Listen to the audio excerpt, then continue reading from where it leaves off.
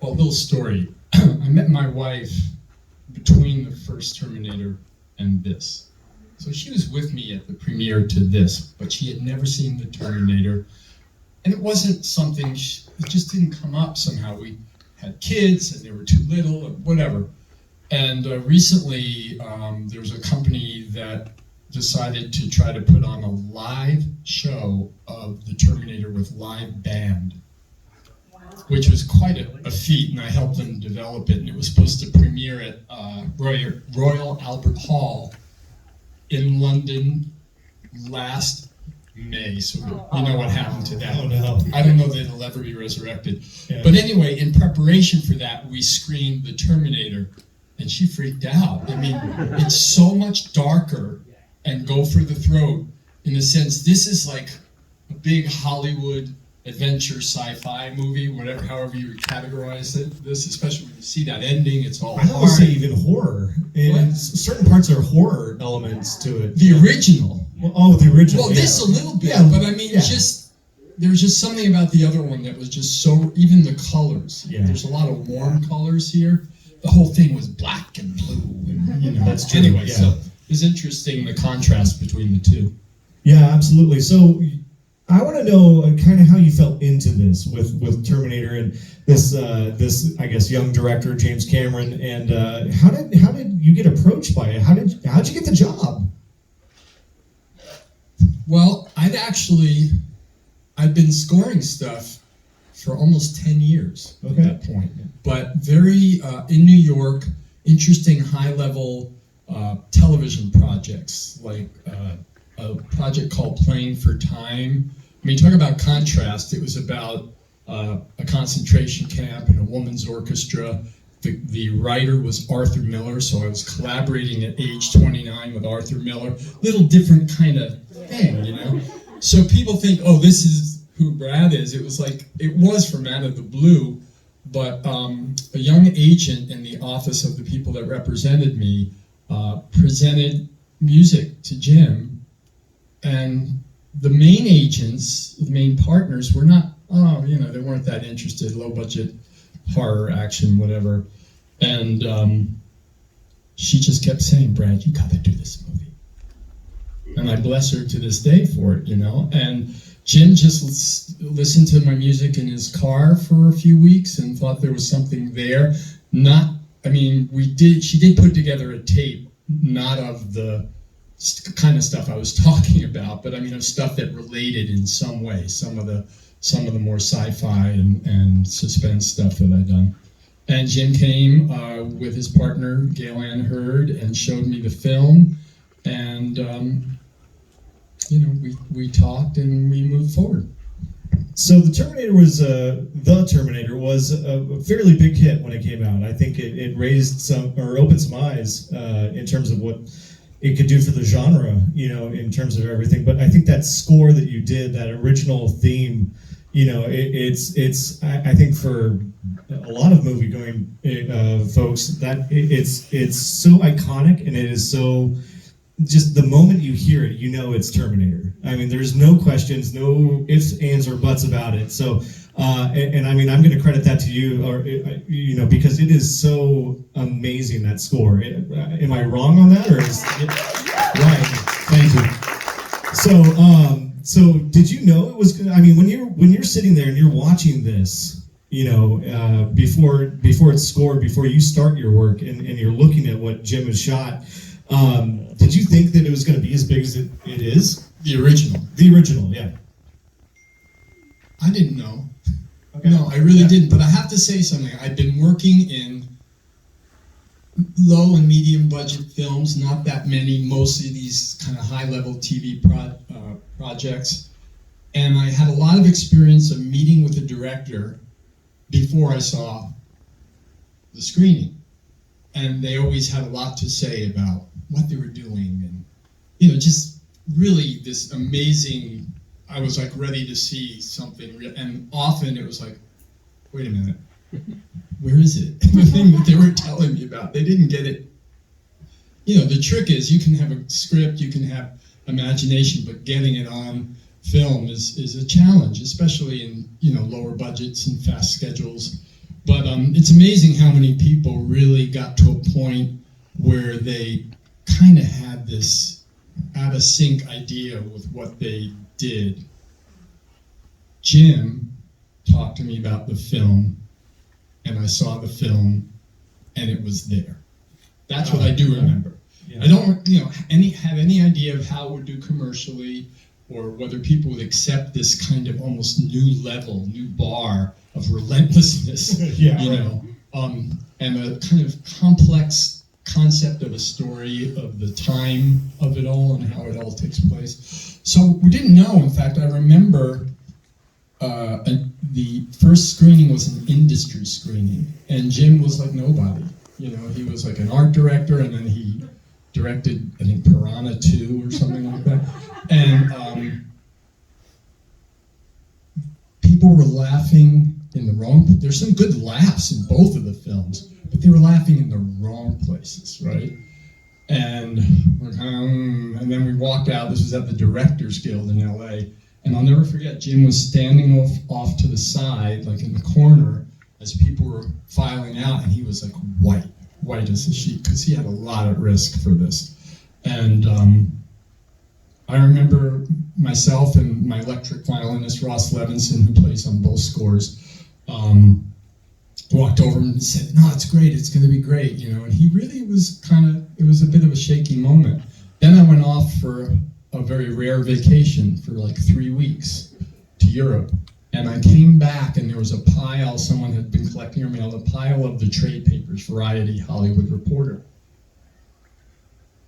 And I'm like seeing the story unfold, and it wasn't that it was huge, but it was way above expectations for what it was, Right. And that was great. The other thing that happened was I turned on my answering machine. I'd never met anyone in the cast. This was post-production. I'm separate. I'm in my cave writing the music. The shoot's already happened. And there was a message from Linda Hamilton on my old-fashioned answering tape. Yeah, after the beep. Yeah, after the beep. And she just left me the sweetest message about how the music couldn't have been better to support the film. And it was just... Anyway, it was moving. It doesn't happen often that an actor who's usually moved on to their next project reaches back to a composer and does something like that. Right. Yeah. And so The Terminator was, a big success. And did you have any thoughts that you might be saddling back up again for a part 2? Well, Jim classically takes a long time between films. He kind of does, yeah. And that was like 7 years or something? That was quite a bit, yeah. So I kind of, I went on and was always scrambling as a freelance person and trying to keep up variety so I didn't get pigeonholed, which is Hollywood's want to do. And no, I really didn't know for sure. He was like, well, he went off and he did Aliens. Right, another little movie. Yeah, with the wonderful James Horner, who unfortunately is not with us anymore. Right. He kind of was going back and forth between James and I. It was kind of interesting. But anyway, I didn't, and then I got the call to talk to him, and the script, which was numbered. So picture, it's a script, every page has a big red stamp, like all the way diagonally across the page with a particular security code on it. This is back then, right? It's a little different today. It's all analog, but the bottom line was, if that script showed up anywhere, that number was attached to my name, and I would, they'd take my firstborn, Well, and so you got the call before, was it before production started, or was it, again, just kind of... A little bit before. Okay. I think they were in kind of like pre-mode. Just trying to kind of, hey, guess what, Brad, little heads up here. Well, what was cool was Jim was cut, he was shooting, and then his editor was cutting sequences. Okay. Out of order, out of context, but they would send me videos, because we knew by the time the film went, it was running late. The release date, which was now, 30 years, right, July today. 4th weekend, those never move. the marketing department rules all, right? Yeah. So they delay the film, then the shoot gets late. The composer's the last addition, right? The last creative to make a contribution for the most part. And we have to do it no matter what. So what was supposed to be 6 weeks became 5 weeks, became 4 weeks. Wow. So yeah, it was pretty crazy. That sounds like it. But I guess, so when you're coming into the second one, you kind of know the story a little bit more at this point. You kind of know a little bit of the characters. And I kind of want to get into just the kind of the method behind some of the themes, that dun dun dun dun dun. I mean, you hear throughout, and you hear just that constant rhythm and metal clanking. Is what was the reason behind it? I mean, it's almost like when we were just watching it, it's suddenly when it goes to slow motion, and it's like all the sounds just go away except for the score, and you just hear that rhythm just hitting through. How much is that you're going into it, or with what Jim's trying to do, or how does that work out? Or is it different between each sequence? Well, for these films particularly, it's very intuitive and gut level, my process, in creating the theme from the very beginning, So for the most part, luckily, we were in sync, because on this one, he was almost never available. I did this all in my garage, in my studio in my garage. And which Jim joked about, the most expensive movie ever made, and you're scoring it in your garage. But I needed his approval before finalizing every piece of music, right? He needed to say yes, or yes, but a little bit to the left here, or whatever. Luckily, we were very in sync, because there was no time, and often I would wait for him till 2 a.m.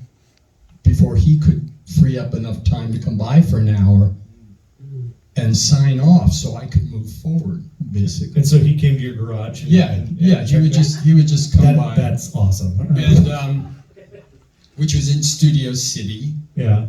And luckily not that far from some of the places he was shooting in Burbank. But then they were mixing it in Lucas Skywalker Ranch in Northern California. Right. And I literally had a courier, because this was analog. You couldn't just send it over the internet or something. So these are tapes that I'm mixing it to. And there's a guy sitting, I didn't want him in my studio. He's sitting on a folding chair out on my parking pad, outside the door, waiting for the cues from Reel 3. I would hand him those. He would literally run to Burbank Airport, get on the plane, and fly to Northern California. Wow. Yeah, that's what it was. That is a PA right there. But that's amazing. And so well, I didn't really answer your question. So it was very intuitive. Right. I don't, in a film like this, if my intellect got too involved, I wouldn't trust it very much, because the audience, Jim never wanted the audience to be too engaged this way. He wanted here and here, just like to impact, so. Well, because the movie is it's constant. You're just always getting bombarded by stuff, and I mean that's the machines too, so it works on the character level, but it works on a story level as well, Well, the whole thing about the rhythm that you're talking about is it's really almost non-musical music, and that's true in both Terminators. The sound for the T-1000, which you might not even distinguish the score, but there's a sound that I created often when he's around that's just like, yeah. And it was actually real instruments. It was a reverse of a brass. Anyway, so it's a long story, but it was almost everything in this movie originated with acoustic instruments.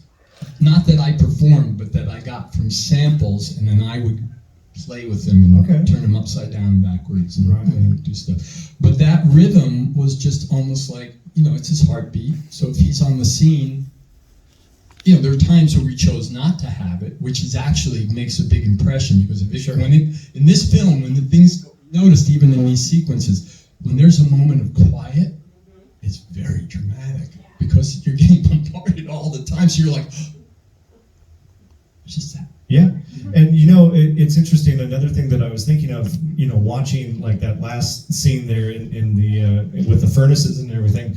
I'm sitting there thinking, well, first of all, they should have grabbed his hand because now there's another 4 sequels after this one. But you don't hear the machinery going on in the background. Everything it looks like was put in post. All the sounds and the sound design and everything like that. How much did you work with the sound designers to go with your music as well? Because your music is very metallic as well. Yeah, and there were some moments I noticed where I kind of went, where there's like some clash. We didn't have time. In the best of all possible worlds, we would have had conferences. And how much time did you have on this? Well, I had this early time where I was developing while they were shooting. But from the time where I had to really frame by frame compose, no time really, because they kept changing the length of the special effects. So I was constantly recomposing. But I would say the main thrust of the time, which is why I say I have PTSD, I think I was working about 20 hours a day, 7 days a week for about 3 weeks. Wow, yeah. 3 weeks. Yeah, but I had more time than that, but that was the actual final production of the music where I had to compose it. That's when you were handed the final cut. The final cut, and go, oh, okay, this is kind of how long. And even yet, I didn't see all of it. Yeah. There were slugs. Really? So you're watching something that goes, scene missing, effect missing.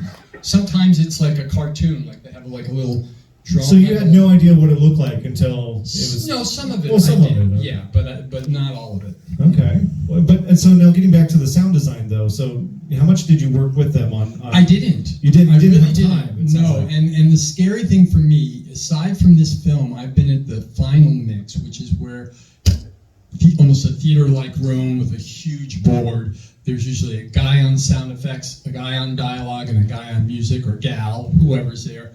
And that's the final, the film dub, we call it.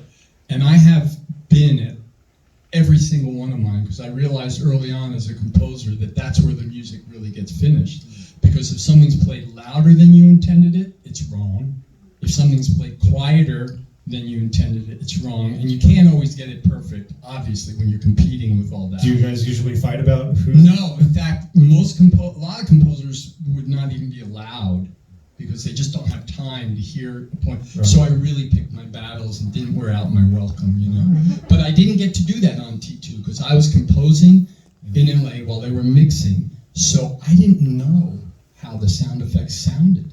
Wow. I wasn't there to say, hey, if we take that high presence that you have that has a pitch to it, and we pitch it down, it'll be less weird with the music, because my music has a pitch, and this tone of a whistle or just like a machine drone, that it's like, and my music is, and it's like, go together. But they did a great job. They had great people. So. What do you take away from your work on any one of the Terminators? What are you most proud of? Any certain parts or anything that stands out in your memory that you're just like, yeah?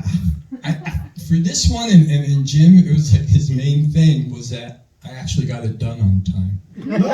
Yeah, that's true. And literally, I would wake up at 4 a.m. in just almost like a cold sweat, like, gotta back to work, gotta go back. Because it really was almost impossible. And I developed a whole technical system with 2 big music computers and all this stuff to be able to do it on time by showing Jim's stuff without having to record it till anyway, there were all these technical aspects that were almost as important, because if I hadn't finished, it would have been a disaster. Sure. Yeah. But yeah, I mean that last sequence, I mean it's moving. It's very, I hate to use the word, but relatively, especially the first one, not as much this one, but I hate to use the word cheesy. There's a kind of synthesizer back in time, which now is very hip again. Yep. And it's a sound that I worked for years to kind of get away from. But there's certain limitations to the technology. So I do hear some place where my imagination was here, and what was able to be done partially just because this was on an optical soundtrack originally. So there couldn't be that much information on the soundtrack. Right. Just right now, if you go to one of the big, sci-fi action movies, the Marvel or the whatever, it's so loud. They just put everything. They just keep throwing. We didn't have that ability. We had a ceiling of 85 decibel compared to 110 you're hearing in some of these movies, which is making people deaf. We were talking about this earlier with Josh. But anyway, yeah, so given the time and whatever, for the most part, I seem to be able to watch it without wincing too much. There are a couple of places where, of course, I would do it differently now. Sure. But there's a certain depth that's available now in the bottom end and the top end, technically, that wasn't available then. How many people did you have for your orchestra? I mean, you say you did in your garage, but you still had folks doing just two. Me? Two. Playing 95% Wow. of everything that you're hearing. Wow. Percussion, keyboards, whatever. And then the wonderful Ross Levinson, who can do on an electric violin just stuff that does these visuals justice. Sometimes it sounds like an electric guitar, but sometimes it's just like a tearing sound, That's amazing. So it was really the two of us. Well, but you didn't, after Terminator, that again, the Terminator 2, is a huge success. I would even say these are one of those movies where the sequel may have overstepped the original. And how did you think that was going to be the case again when you saw that? Well, it's interesting. There are, and this I didn't expect, but there are fans of one or the other that don't like the other. Really? They're real fans of the first one that feels this got too Hollywood and too big and too soft, because they like that kind of low budget gritty edge, Yeah. But no, I didn't. I mean, I think that once I knew more on this one than the other one, and certainly there was a lot at risk. As I said, at the moment, it was the most expensive movie ever made. Wow. Now, I would be remiss in not asking you this question because I'm a theme park nerd, and there was a little attraction at Universal Studios, and it was Terminator 2 3D, and you worked on that one as well? Yes, I did, yeah. And what did you think about doing a theme park attraction and doing the music again for that? Well, for me, it wasn't a theme park attraction. Ultimately, they put it together that way. Sure. I scored a film. The film, yeah. Yeah, so the film was this 12 minutes long or something? Something like that, It was a central thing, and it was on a screen. There are other things, but I didn't have anything to do with that. But the thing that was wild about that is the original was in Orlando, Florida. Right, yep. And there was no mixing stage in the world that had the ability to mix that. Because now it's pretty common, Atmos or whatever, but back then it had 24 independent speaker channels. In that auditorium. Yeah, so this way, that way, this way, everywhere. So I had to record it specially. I had all these separate tapes that had to be coordinated. And in order to mix it, we had to sit in the actual building, in the room in Orlando at night when everybody went home. And we would mix it in that room. Wow. Because that's the only room that had that speaker system. Wow. Yeah. Well, I just know I've seen that probably more times than I've seen the movies. Really? I'm not going to admit how long I lived at Universal Studios, but it was a long time. One thing I want to say about that is that I just remembered is that actually that was rather nerve-wracking because Jim was not there. Really?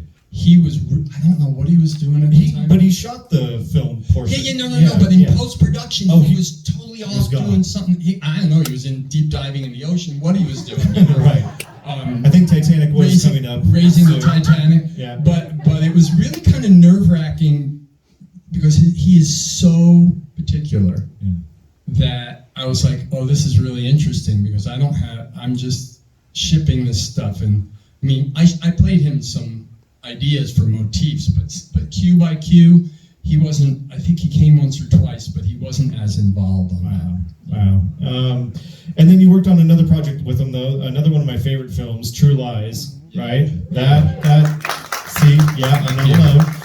True Lies is awesome, and so was it fun to get back into it? And that one you were not doing it in your garage, was that? No, I actually did, because the picture was over budget, and I wanted full orchestra, and the studio said, "Oh my God," because they had done not that long before The Abyss with Jim, which was, I'm blanking, Alan Silvestri, a really nice guy, did the music on that.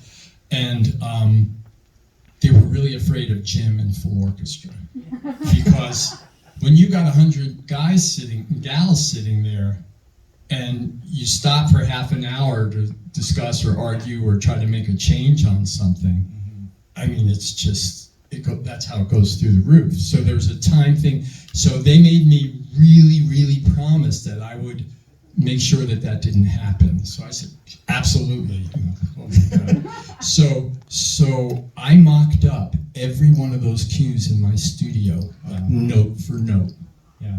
Then when he'd approve it, it would be orchestrated, the parts would be printed, and we ended up doing about 7 days of sessions, and I think ultimately there were hundreds of musicians, because you don't get the same people every day.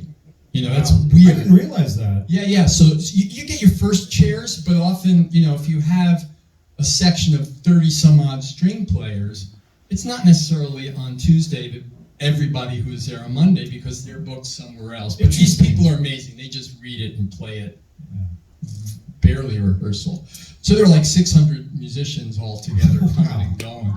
But that was great, because I've been waiting to combine some of my studio stuff with more classic, acoustic orchestra. Right, I was going to say, because I remember the score from True Lies and how sweeping and epic it is as well. And it's a completely different vibe than what you get on Terminator. Yeah. So. Well, it had precedent. See, the thing is, Terminator had no precedent. Yeah. So I was totally create from scratch something totally unique. True Lies, on the other hand, was quoting stuff.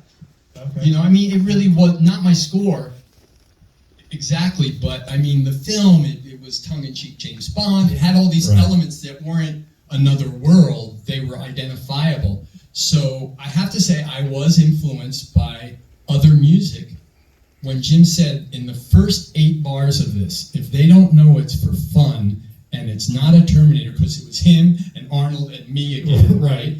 So he said, if we're dead, And without really realizing it, I started to write something, and I realized I was being heavily influenced by Leonard Bernstein's music, dance music for West Side Story. Oh. So in that opening thing of sequence, not the tango scene there. No, but the opening sequence where the opening sequence where Arnold's going down the mountainside. Yeah. I made him dance. It was done. Whoever did it, I'm sure it was a double. But Right. But the somersaults and the running in his tuxedo, Yeah. and I did try to make it feel like dance. Yeah. So Yeah. that was fun. That's fantastic.